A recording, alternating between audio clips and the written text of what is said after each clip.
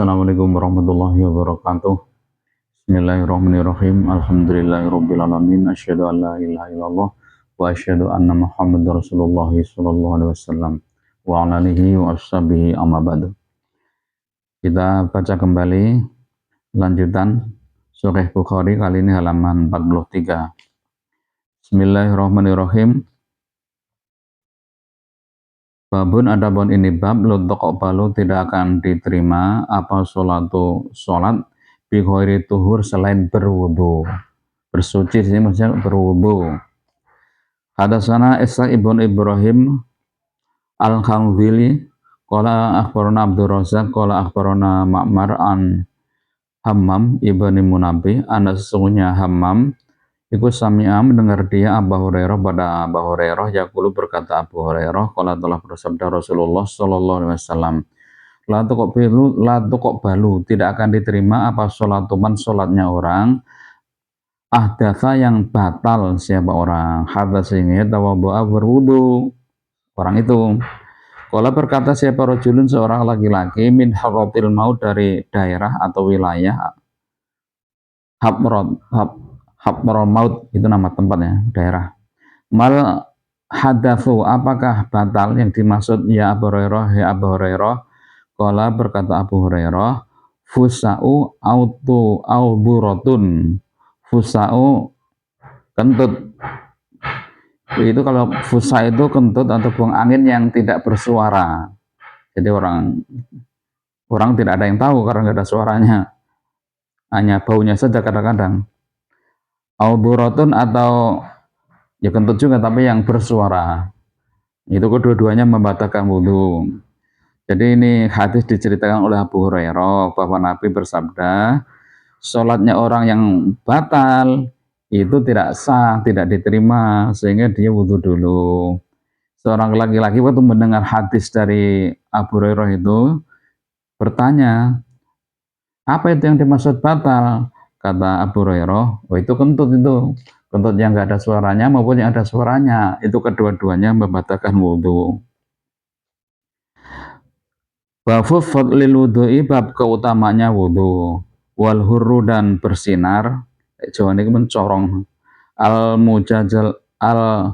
mujadjaluna, orang-orang yang berhiaskan, min afdharil wudhu'i, dari bekasnya wudhu.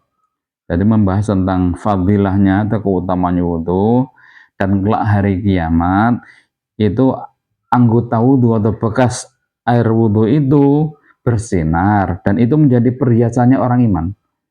Perhiasan yang paling top itu ya wudhu itu, bukan kalung, bukan cincin, bukan gelang, emas, berlian, tapi adalah anggota wudhu yang dibasuh dengan sempurna. Itu yang paling hebat itu. Hadatsana Yahya ibnu Bukairin qala hadatsana Laid an Khalid an Sa'id bin Abi Hilalin an Umair al-Mujawwir qala, berkata Nuaim, Rokitu, aku naik ma'ah Abi Hurairah, bersama Abi Hurairah, ala zuhuril masjid, atas atau di atasnya masjid. Jadi mungkin itu bukit-bukit ya. Fatawaddo'a, maka berwudu siapa Abu Hurairah. Faqala, maka berkata Abu Hurairah, ini sesungguhnya aku, sami itu telah mendengar aku, an-nabiya, pada Nabi sallallahu alaihi wasallam, yaqulu, bersabda Nabi, inna ummati, sesungguhnya umatku, iku yud'auna, akan dipanggil mereka, yaumal qiyamati, pada hari kiamat, hurron, dengan bersinar, mujad jalina, orang-orang yang berhiaskan, min athari wudhu, dari bekasnya wudhu. Faman, maka barang siapa, istata'a, yang mampu, minkum, dari kamu sekalian, ayutilah, untuk memanjangkan, hurratahu, pada sinarnya, fal yaf'al, maka adalah mengerjakan siapa orang. Jadi kata Nuaim, suatu ketika kami naik di atasnya masjid, kemudian Abu Hurairah itu wudhu. Nah, setelah wudhu, Abu Hurairah berkata, Nabi bersabda, kata Abu Hurairah, kelak hari kiamat itu umatku, umat Islam itu dipanggil oleh Allah dengan bersinar. Jadi walaupun di dunia ini orangnya dekil, hitam ya, tapi kelak hari kiamat itu akan menjadi bersinar. Nah, berhiaskan bekas air wudhu.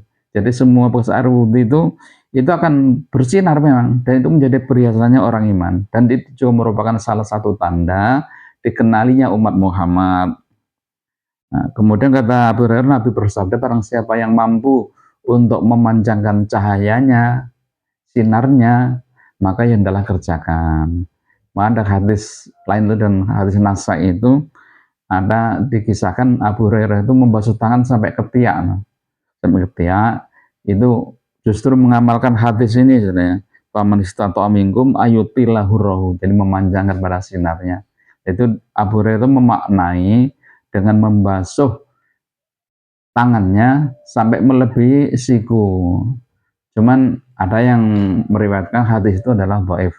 Jadi kita dikerjakan wudhu secara sempurna saja ya, yang mengikuti apa yang dicontohkan oleh Nabi.